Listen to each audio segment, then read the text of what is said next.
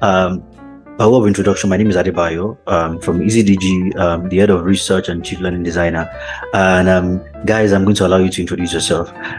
So, Okwemiko, I think you should. So first of all, thank you, Mr. Adebayo, for the opportunity to be here. It's really an honor and privilege. So my name is Opemipo Odunto, and I'm based here in Winnipeg, Manitoba, in Canada. And for the past few months, I've been the acting CEO of COO, of Everyone STEM. And I've been working with Arjun and the team for the past little bit, and it's honestly been a really awesome experience. We've learned a lot of things. We've accomplished a lot of things, and I'm looking forward to the future of the company as a whole. Amazing, guys. So Okwemiko is the CEO of Everyone STEM. You just stay with us, and you're going to see and hear a lot of this today. I'm really excited. Okay, so Arjun, let's move to you. Yeah, hi guys. Again, thank you for the opportunity for this interview. My name is Arjun. I'm in grade 11 from a city near Toronto in Canada. And I basically manage, I'm the head of Everyone STEM, and I manage everything that goes on. So far, the team has been doing some really, really good stuff. And we're on track to have a pretty successful third quarter. And yeah, can't wait to start working with EAZY-DIGI. Awesome. Same here. Thank you, Arjun, for that. So Emmett, over to you. Yeah, hi guys. So my name is Hamid Patel. I'm the Chief Technology Officer of Everyone STEM. I manage everything tech related about our organization.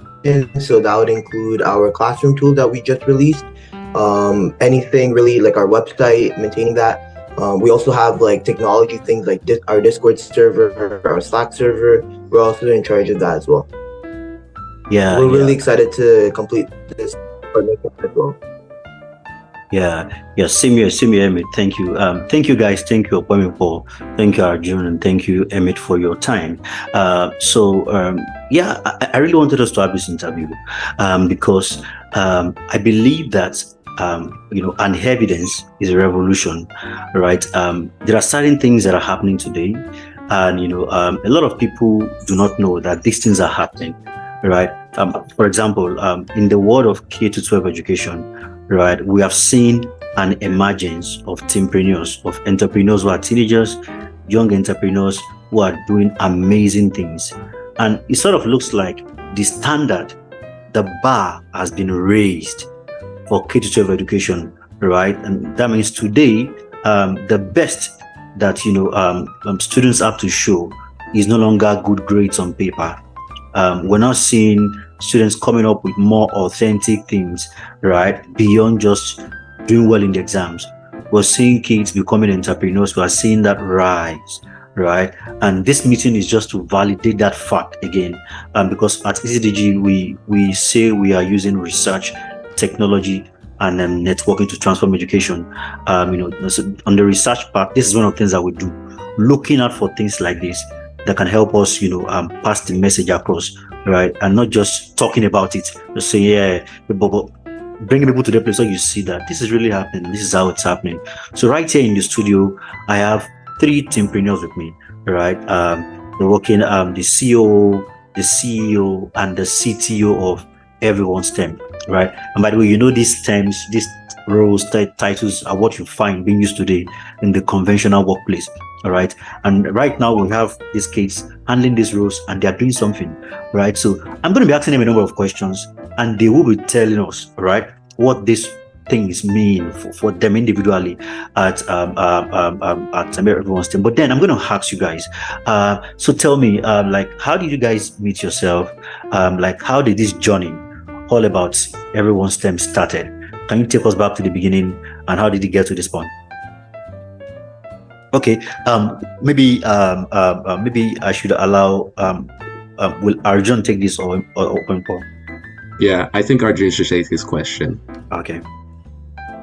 Yeah. So Everyone STEM, it started quite a bit back in May, June-ish.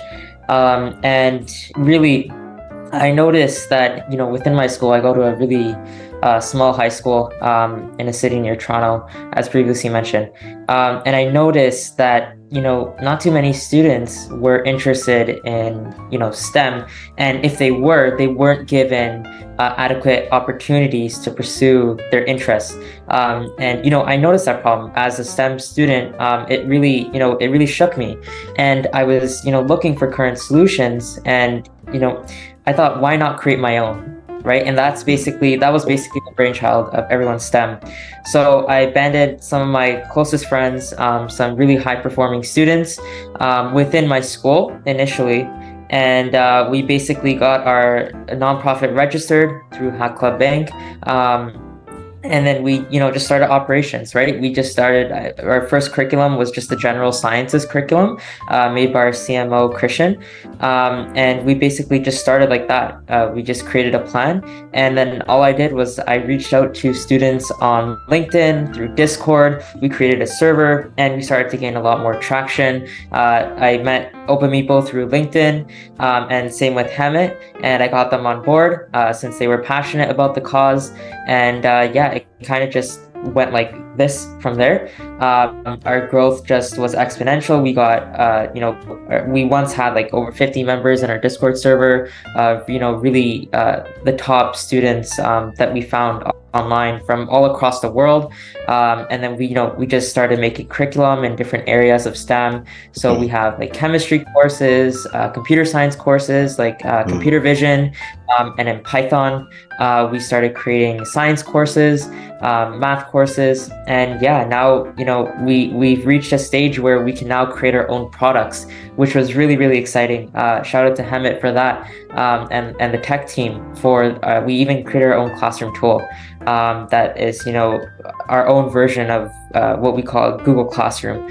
And so that was basically how Everyone STEM started and where we are now. Amazing. So I picked a number of things. You met Open Meeple from LinkedIn, Emmett, and then the collaboration started, the passion, and that's powerful. Again, that just explains the power of LinkedIn as a global networking platform, as a central place right now, where many founders and co-founders are meeting, where people of like passion are connecting to build something together and to do a lot of that. That's powerful. That's amazing. Okay, so thank you for that rundown. So let's talk about the goal, the vision behind Everyone STEM. So what do you hope to achieve with Everyone STEM? Sure. So basically, we have a mission statement in Everyone STEM that all of our members basically work towards, and that is, making STEM education accessible to anyone across the world, no matter who you are, what you look like, whether or not you're underprivileged or not. It does not matter. We don't care. And to make this free, zero cost for anyone to access at any time. That we do at Everyone STEM, right? And what we hope to achieve in the future is to foster a global community of students that are passionate in STEM, right? We hope to create the next influence the next gen. In the past, students who might have been interested in science and STEM, living in underprivileged communities, might not have been given the opportunity to pursue their passions, and in turn they were forced to do something else with their life that they weren't really interested anywhere across the world, the opportunity to pursue their passions, right? And this will just help create the next generation of scientists in the world. Yeah, powerful. Thank you for that, Rajun. So let's get into the role. So Open Meeple, you are the CEO at Everyone STEM. Let us into your role. What does it look like? So being the CEO, what does it mean? Your engagement and all of that. Can you tell us about that? Yeah, so I think like first thing I'd like to establish is that no matter your role somehow to the joint goal that Arjun mentioned earlier, which is to diversify and I guess democratize access to STEM education. So on my end, as the COO, Chief Operating Officer of Everyone STEM, essentially what I do is that I sort of direct things surrounding our curriculum development area. Before we had curriculum development leads and everything, but then like I was sort of the person that they would report to. I managed to make sure that we're preserving a high quality of the service that we're striving to provide, and I sort of just ensure everything is running properly in the specific sector, which is the operations of the company. So that's a overview of what I do. I also try to stay as connected as possible with everyone inside the company to ensure that everyone's okay and that we're all getting along and working together properly. Of course, that's part of what our HR department does, but like, of course, like I said, everyone's entitled to sort of contribute some way, somehow. Powerful. Thank you for that requirement. So Emmett, let's come to you, the CTO of Everyone STEM. Tell us about your role and what it looks like. Yeah, for sure. So as the Chief Technology Officer or CTO of Everyone STEM, I'm just in charge of the tech team and creating products for our cause, right? So in the case of like the current 2-3 months that I've been working at this organization, our main focus was to get our website out, which is we're still in the works of. We're getting our funding and then we're gonna go ahead and publish it, and also to get our classroom tool out so that our instructors have a way, like a platform to put their courses on, which will eventually lead to success in our mission of diversifying STEM.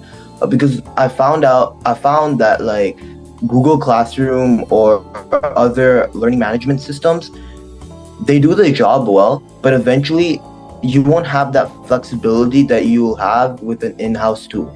So that's why me and Arjun, we had a meeting to discuss about this, and we came to the conclusion that it would be best in our interest to create a personalized open source tool for learning STEM. So in our case, we have amazing add-ons like a GitHub add-on, a 3D modeling add-on that would kind of boil down our niche into just STEM, just to make it easier for our instructors to teach it. Powerful. That's good. Well done, Hamid. Well done, Kwame, and well done, Arjun. This is amazing. And yeah, of course, I'm excited about this and about what we're going to be doing together about this partnership. And of course, I'm very, very invested in this. And again, because of your vision, and because of the fact that you guys have just proven something, which is the fact that this is the time, this is the age where young people can do more than just the core academic things, right? Can do more than just getting the nice grades on paper, can do more beyond those conventional and those school things, right? Can think higher, can get into that realm of higher order thinking, of analytical thinking, of creative thinking, of system thinking, of those high level stuffs where you are really coming up with products that even has economical value that people are going to pay for and they can buy. And of course, I'm looking forward to see, like I told you guys, how you can also inspire a lot of young people. There are a lot of young people who do not know that these things are possible, who do not know that they can do beyond what they are doing right now. They only need to see someone doing it and they're like, wow, I think I've got to sit up. I've got to do more. I've got to sit up, right? So like we discussed, talking about the courses, from our end, we're going to get that running as soon as possible, but we're going to talk more about that beyond this interview. But I'm excited that you have those courses and, that exposes, learners globally to more important information beyond the conventional math, English, science, and, relevant and, current, things that are being addressed in those courses. And that's really, really, really powerful.